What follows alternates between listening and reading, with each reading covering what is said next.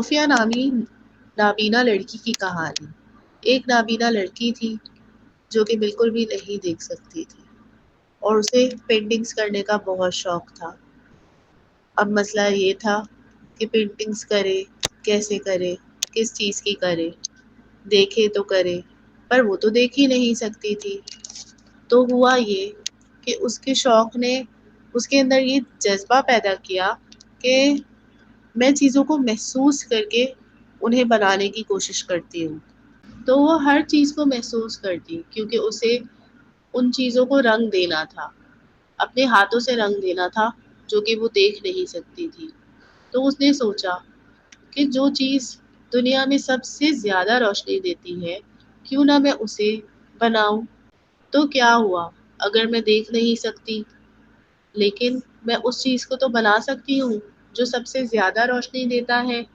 تو اس کے ذہن میں سورج کا خیال آیا کہ میں سورج بناؤں، اس کی کرنیں بناؤں، اس کی روشنی پھیلاؤں۔ تو اس نے سورج کی تپش کو محسوس کرنا شروع کیا اور سوچا، لوگوں سے پوچھا اور محسوس کیا کہ اس کی کرنیں کہاں تک جاتی ہے، کتنی روشنی پھیلاتا ہے، کیا خوبصورتی ہوتی ہے۔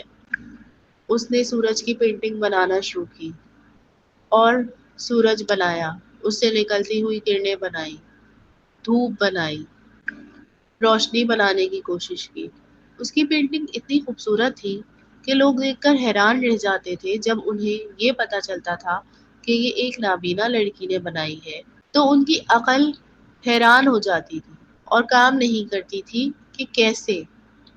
لیکن یہ اس لڑکی کا دل تھا، یہ اس کے جذبات تھے، یہ سورج کی روشنی تھی جو وہ دیکھنا چاہتی تھی، جو وہ محسوس کرنا چاہتی تھی، اور اس نے محسوس کیا اور رنگ بکھیر دیے۔ اس کی پینٹنگ رنگ اور جذبات سے بھری ہوئی تھی اور لوگ پریشان تھے، دور دور سے دیکھنے آ رہے تھے اور خوش ہو رہے تھے۔ ہر کسی کو کسی بھی حال میں، چاہے وہ کتنی مہنگی ہو، وہ پینٹنگ چاہیے تھی اور وہ اسے خریدنا چاہ رہا تھا۔ تو فرینڈز، ہم نے اس کہانی سے کیا سیکھا؟ ہم نے اس کہانی سے سیکھا جو چیزیں انسان دیکھنے سے نہیں کر سکتا